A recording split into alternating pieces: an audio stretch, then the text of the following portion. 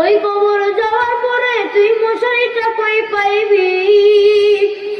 একবার কি চিন্তা করিয়া দেখছো ও বাবাজিরা, ওই জাহান্নামের আগুন তুমি কেমনে সহ্য করবা? ওই হাসরের ময়দানটা এত কঠিন হবে। দুনিয়াতে আদালত বসাইলে 1 থেকে 1 মাস লাগে একটা লোকের বিচার করতে, কিন্তু ওই হাসরের ময়দানে আমার আল্লাহ ডাক দিয়া কয়, কোটি কোটি কোটি কোটি মানুষ, আমি আল্লাহ এত এত মানুষের বিচার, সকাল থেকে দুপুরের ভিতরে আমি আল্লাহ সব মানুষের বিচার করে ফেলাবো। ও দুনিয়ার মানুষ,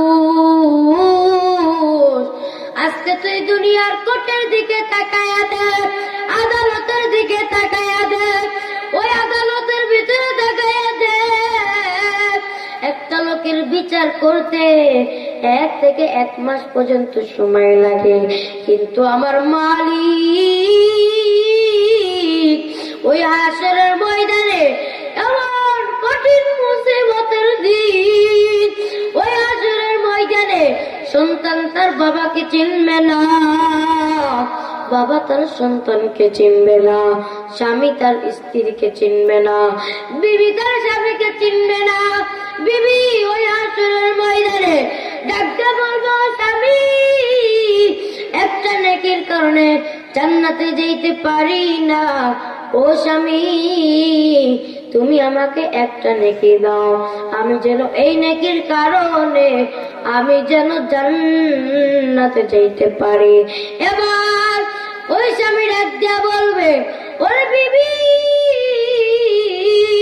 শুনিয়া নাও, শুনিয়া নাও, তুমি কে? আমি তোমাকে চিনি না, কারণ দুনিয়াতে তো আমি বিবাহই করি না।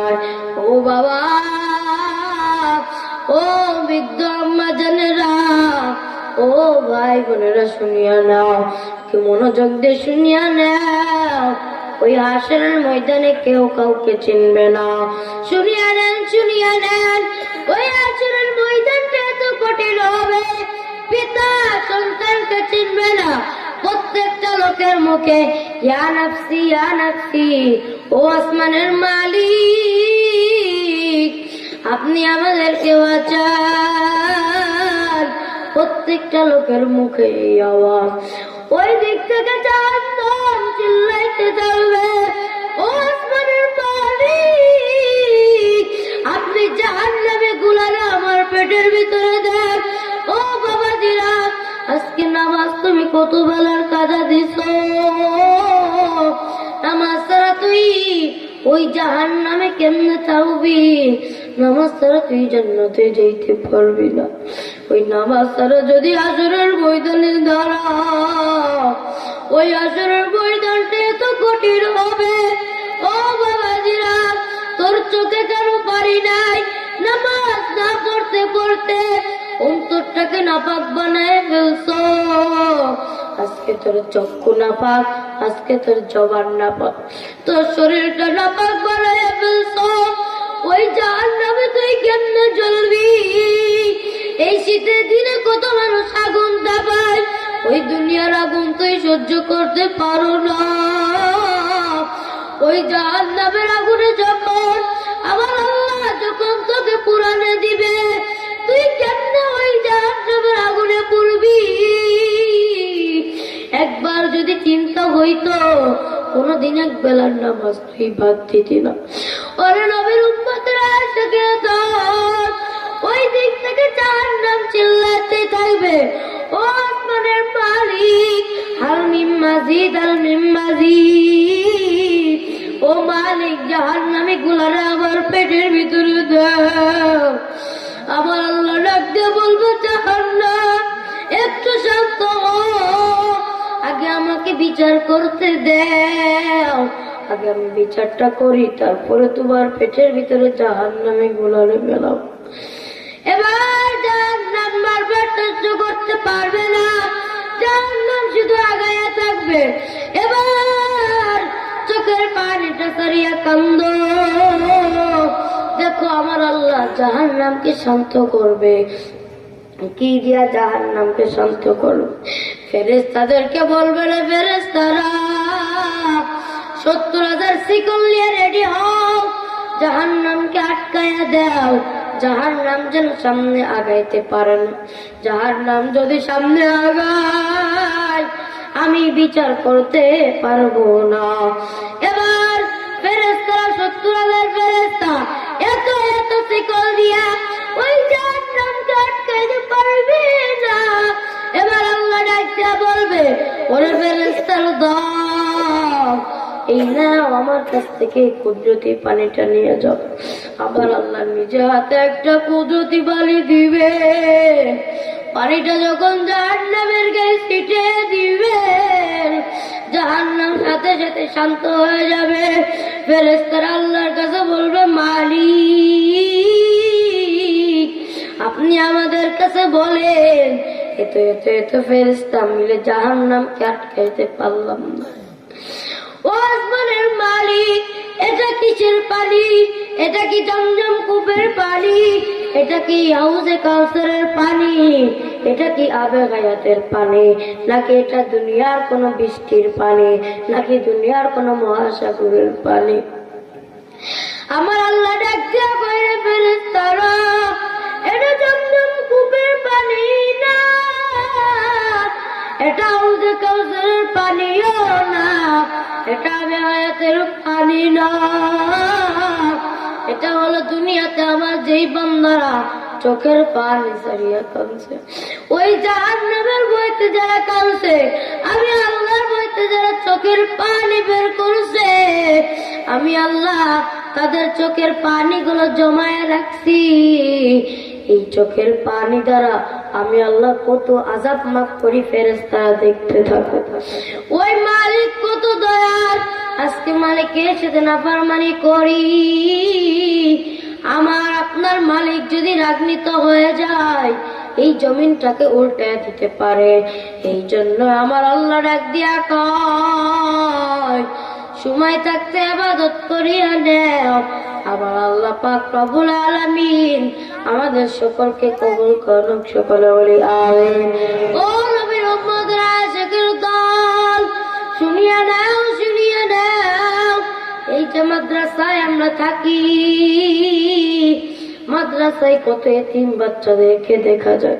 সবাই মাথাটাকে নিচে করিয়া দেন, মাথা নিচে করিয়া দেন, মাথা নিচে করি দিয়া চিন্তা করেন আজকে বাবা হারায় কারা এতিম, মা হারায় কারা এতিম। মায়ের জন্য যদি কাঁদতে পারেন, বাবার জন্য যদি কাঁদতে পারেন, আমার আল্লাহ আপনার সব গুনাহ মাফ করিয়া দিবে।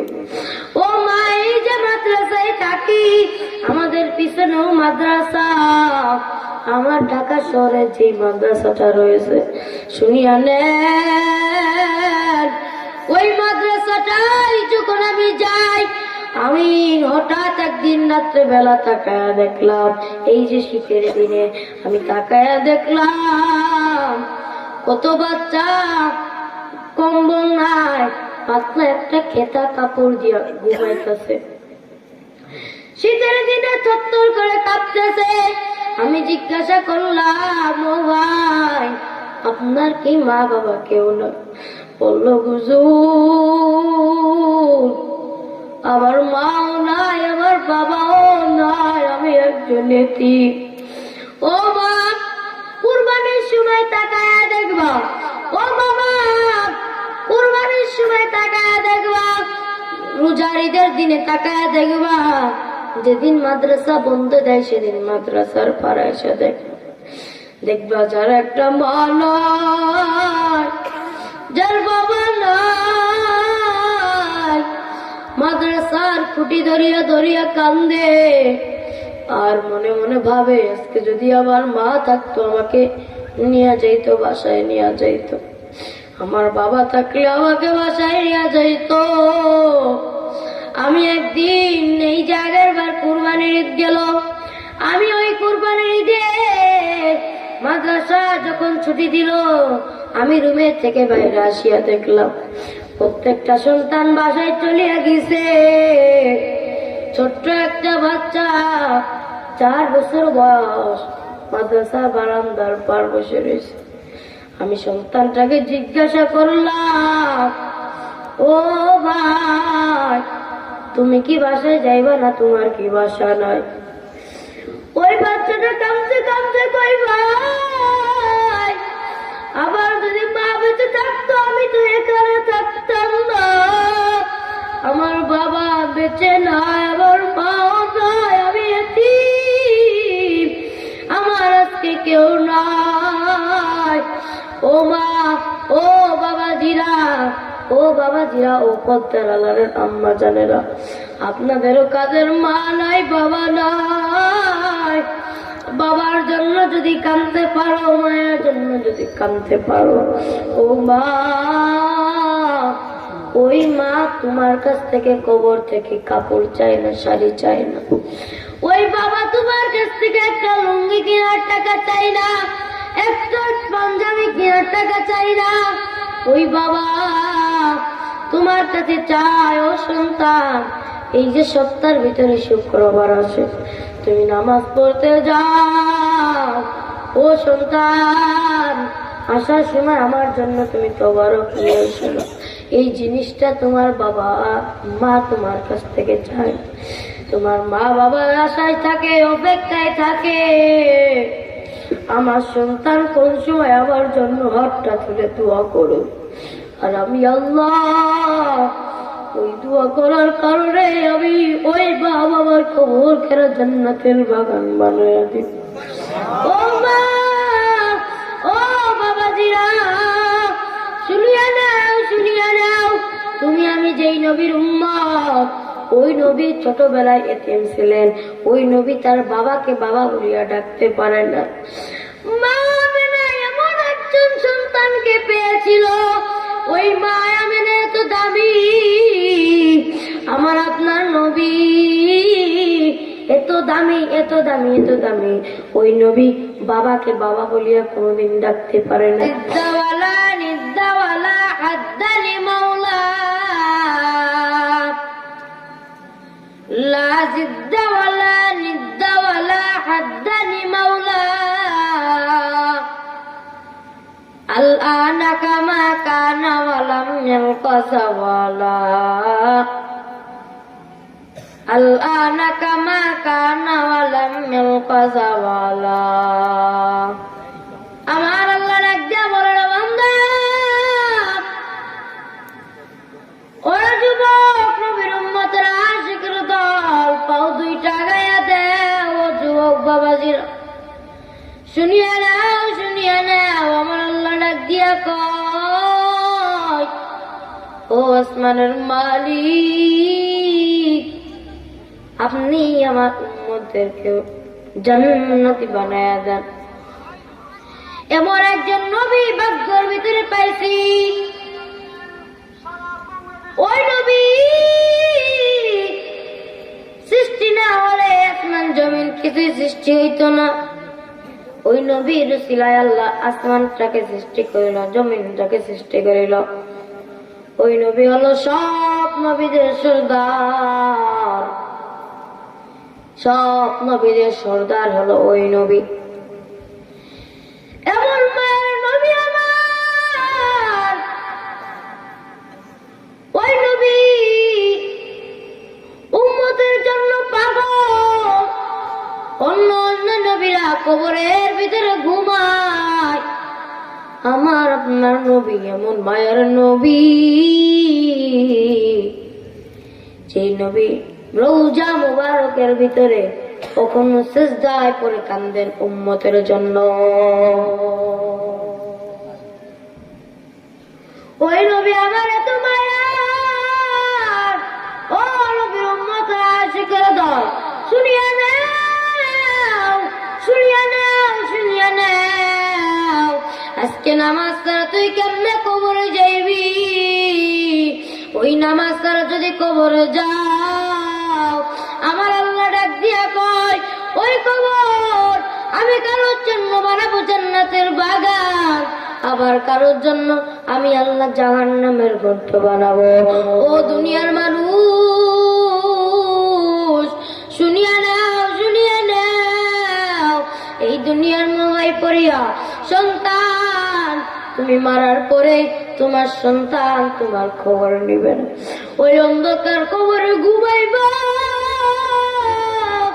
তুমি মারার পরে তুমি যখন অন্ধকার কবরে চলিয়া যাও, সন্তান যদি বিদেশ যায়, মা ভিডিও কল দিয়ে কথা বলতে পারো।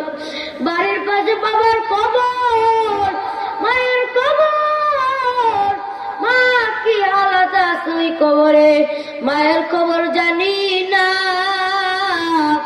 বাবা ওই কবরে কি হালাত আছে, বাবার খবর জানি না। ও মা, ও মুরব্বী বাবারা, শুনিয়া নাও, শুনিয়া নাও, সন্তানকে আদর্শবান সন্তান বানাও। সন্তানের মতো যদি সন্তান বানাতে যাইতে পারো, শুনিয়া নাও, একটা কথা বলি বারবার, তুমি মরার আগে যেরকম শান্তি পাইবা, মরার পরও আমার আল্লাহ তোমার সেরকম শান্তি দিবে। ও আম্মা জানেনা, শুনিয়া নেন, সন্তানকে এমন সন্তান বানান। ওই ঢাকা শহরে একমি কোম্পানির মালিক মারা গেছে দুইটা সন্তানকে রাখিয়া। দুইটা সন্তান এত বড় বড় হাতির মতন শরীর বানাইছে। বাবা মারা গেছে, বাবার দাফন কাফন করার টাইমটাও তাদের হাতে নাই। দুই ভাই জায়গা জমি নিয়ে ব্যস্ত আছে, জায়গা জমি ভাগ করানোর টেনশন। বাবা ওই দিক থেকে বাবার লাশটা পচে যায়, বাবার লাশটা পচে দুর্গন্ধ বেরায়, তাও সন্তানগুলোর কোনো খেয়াল নাই। সন্তানগুলো দুই ভাই জায়গা জমি নিয়ে ভাগাভাগি শুরু করিয়া দিছে। বাবা ওই দিক থেকে মরে পচে গলে যায়, এইদিকে সন্তানদের খবর নাই। কয়েকদিন পর বাসার ভাড়াটিয়ারা দেখলো বাড়িওয়ালার রুম থেকে মানুষ পচা গন্ধ আসতেছে। এবার ফ্ল্যাটের সব লোকজন ভাড়াটিয়ারা মালিকের রুমে গেছে। মালিকের রুমে যে দেখে দুই সন্তান জমি নিয়ে ভাগাভাগি ব্যস্ত, আর ওই দিক থেকে বাবার রুমে বাবা লাশটা পচে পচে গন্ধ বেড়ে যাইতেছে। সন্তানদের নাকে যায়, সন্তানরা তারপরে বাবার তাপন কাপন করে না। এরকম নিষ্ঠুর সন্তান যদি দুনিয়াতে থুয়ে যাও, তোমার দাফন কাপন ভাগ্য হতেও পারে, নাও পারে। সন্তানের মতন যদি সন্তান বানাইতে পারো, আমার আল্লাহ ডাক দিয়া কয়, সন্তানের মতন সন্তান বানাইলে ওই হাসরের ময়দানে আমি আল্লাহ পিতা মাতাকে নূরের মুকুট পরা জান্নাতে নিয়ে যাই। চলে বলুন সুবহানাল্লাহ। ইয়া ইলাহি তু মেরা মাবুদ হে, ইয়া ইলাহি তু মেরা মাশূক হে, আল্লাহ আল্লাহ তু মেরা মাবুদ হে, আল্লাহ আল্লাহ তু মেরা মাশূক হে। আসমানের মালিককে আল্লাহ, যারা বলেন আসমানের মালিককে, জমিনের মালিককে। এই জমিনটা যদি আল্লাহ পাক রব্বুল আলামিন দুই ভাগ করে দেয়, হাঁটতে পারবেন? চলতে পারবেন? আল্লাহ পাক রব্বুল আলামিন যে এত ভালোবাসে আমাকে আপনাকে, আমি আপনি জানার পরেও আল্লাহ পাক রব্বুল আলামিনের হুকুম পালন করি না।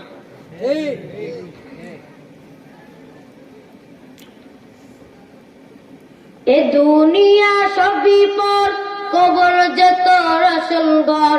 এ দুনিয়া সবই পর, কবর যে তোর আসল ঘর। কেমনে সে তাই থাকবি রে তুই, শুধুই মাটির বিছানা। কেমনে সে তাই থাকবি রে তুই, শুধুই মাটির বিছানা।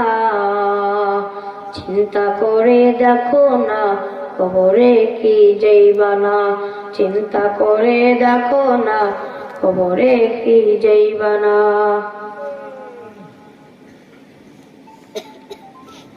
এ দুনিয়া সারিয়া কোথায় যাইবা ভাগিয়া।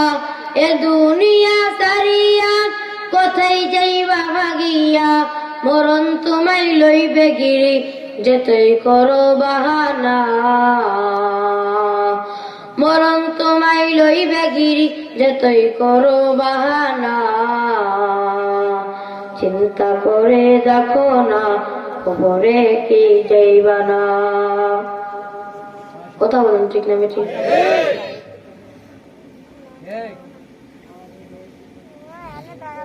ওই কবরে তুই কেমনে ঘুমাইবি? এই যে শীতের রাত, কম্বল ছাড়া তুমি ঘুমাইতে পারো না।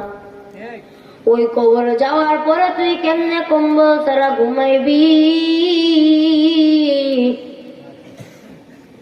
দুনিয়াতে মশারির ভয়তে মশারিটা টানায়া ঘুমাও। ওই আমার কান্দে আর কয় আমি নবী এত বড় এতিম, আমার মাও নাই আমার বাবাও নাই, আমি একজন এতিম। কয়েকদিন পর নবীর যখন 8 বছর হয়ে গেল, 3 বছর পর নবীর দাদা জানো মারা গেল। নবী আমার এত বড় এতিম।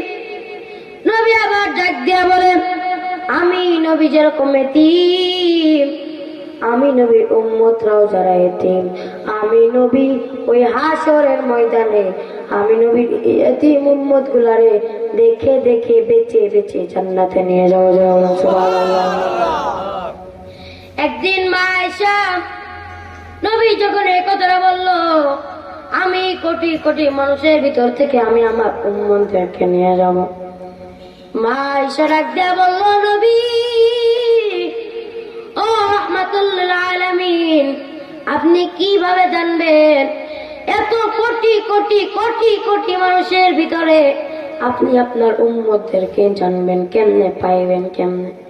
নবী আবার ডাক দিয়া কয় আমি আমার উম্মতদেরকে চিনব, কারণ হাসরের ময়দানে তাদের মুখটা নূরের মতন উজ্জ্বল করতে থাকবে। কি জন্য? এই শীতের কালে আল্লাহ পাক রব্বুল আলামিন ফজরের আজানটা দেওয়ায়, ফজরের আজান দেয়। আমি আপনি মুয়াজ্জিনের আজান শুনে আমি আপনি যখন ঘুমের থেকে উঠি না, যখন অজুটা বানায় নামাজ পড়ি, ওই অজুর কারণে নবী আমার বলে আমার যে উম্মত গুলা অজু বানায় বানায় নামাজ পড়ছে, ওই হাসরের ময়দানে তাদের মুখগুলো উজ্জ্বল করতে থাকবে। আল্লাহ পাক রব্বুল আলামিন আমাদের সকলকে কবুল করুন। সকলে বলে আমিন। আজকে থেকে যা যা 5 ওয়াক্ত নামাজ আদায় করবেন, দুনো হাত তুলে আমার আল্লাহকে দেখায়া দেন, দুনো হাত তুলেন। আল্লাহ পাক রব্বুল আলামিন আমাদের সকলকে কবুল করুন। সকলে বলে আমিন। এই গ্রামবাসীদের সকলকে 5 ওয়াক্ত নামাজের আমাদের দিক, সকলে বলে আমিন। আল্লাহ পাক রব্বুল আলামিন আমাদের সকলকে নেক হায়াত দান করে দিক, সকলে বলে আমিন। আল্লাহ পাক রব্বুল আলামিন আমাদের সকলকে হায়াত তয়্যিবা দান করুক, সকলে বলে আমিন। সকলে আমার জন্য দোয়া করবেন, আপনাদের জন্য দোয়া করব। ওয়াখির দাওয়ানা আলহামদুলিল্লাহি রাব্বিল আলামিন। আমিন। রব্বিরহামহুমা কামা রাব্বায়ানি সগীরা। ربنا تقبل منا إنك أنت السميع العليم وتب علينا إنك أنت التواب الرحيم اللهم أنت السلام ومنك السلام تباركت يا ذي الجلال والإكرام ও আসমানের মালিক, ও জমিনের মালিক, আপনার কাছে হাত তুলেছি আল্লাহ, আপনি আমাদের সকলের হাতখানাকে কবুল করিয়া নেন। ইয়া আল্লাহ, আপনি এই গ্রামবাসীদেরকে কবুল করিয়া নেন। ইয়া আল্লাহ, এই কলমদারি লোকদের প্রত্যেকটা লোককে তুমি 5 ওয়াক্ত নামাজেরা বানায়া দাও। ইয়া আল্লাহ, যারা যে মুরব্বীগণ ওই অন্ধকার কবরের সহিত রয়েছে মাওলা, তাদের কবরখানা তুমি জান্নাতের বাগান বানাইয়া দাও। ইয়া আল্লাহ, সন্তান হইছে বাবার জন্য হাত তোলার জন্য মালিক, ও মালিক তুমি পিতা মাতার কবরখানা জান্নাতের বাগান বানাইয়া দাও। ইয়া আল্লাহ, তুমি এই মাদ্রাসার হুজুরদেরকে কবুল করিয়া নাও। ইয়া আল্লাহ, মাহফিলের পিছনে যারা শ্রম দিয়েছে রে মাওলা, তুমি তাদের সকলকে জান্নাত বানায়া দাও। ইয়া আল্লাহ, তাদেরকে তুমি নেক হায়াত দান করিয়া দাও। ইয়া আল্লাহ, যারা মাহফিলের সভাপতি ছিলেন রে মাওলা, তুমি তাদেরকে কবুল করিয়া নাও। ইয়া আল্লাহ, মাদ্রাসা বড় হুজুরদেরকে তুমি কবুল করিয়া নাও। ইয়া আল্লাহ, এই প্রতিষ্ঠানটা থেকে তুমি কবুল করিয়া নাও। ইয়া আল্লাহ, এই প্রতিষ্ঠানের যারা সভাপতি, প্রতিষ্ঠানের জন্য যারা শো করে, প্রতিষ্ঠানের জন্য যারা সহযোগিতা করে, মাওলা তুমি তাদেরকে কবুল করিয়া নাও।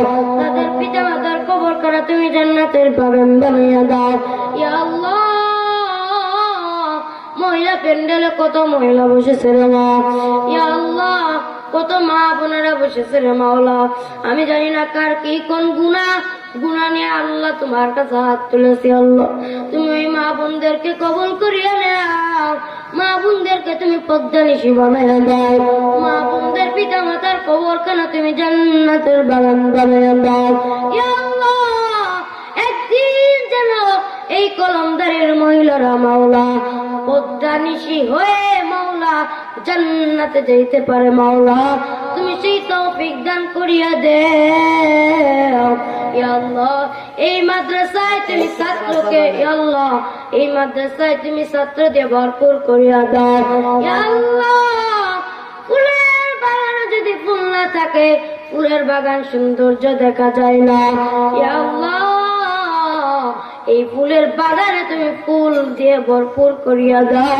ইয়া আল্লাহ, এই গ্রামবাসীর প্রত্যেকটা লোকের ঘরে ঘরে যেন জান্নাতের কথা শোনা যায়। মাওলা তুমি সেই তৌফিক দান করিয়া দাও। ইয়া আল্লাহ, ইয়া আল্লাহ, আমার উস্তাদ মাওলা, ইয়া আল্লাহ, বাবা গারা ইতিম, মা গারা ইতিম, ইয়া আল্লাহ, তুমি তার কবর করা জান্নাতের বাগান বানাইয়া দাও। ইয়া আল্লাহ, তার মতন যারা ইতিম, তাদের পিতা মাতার কবর কেন জান্নাতের বাগান বানায় দাও।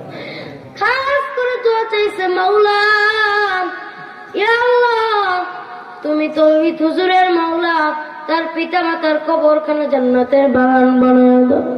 ইয়া আল্লাহ, তুমি এই গ্রামবাসীদের সকলকে 5 ওয়াক্ত নামাজি বানায় দাও। সুবহান রাব্বিকা রাব্বিল ইজ্জাতি আম্মা ইয়াসিফুন ওয়া সালামুন আলাল মুরসালিন ইয়া রাব্বাল আলামিন। ইয়া আল্লাহ, ইয়া আল্লাহ, আমার দাদা জান্নাই রে মাওলা, আমার বাবা এতিম, আমার বাবা তার বাবাকে দেখতে পারে নাই। ইয়া আল্লাহ, তুমি আমার দাদা জানের কবর কেন জান্নাতের বাগান বানায় দাও।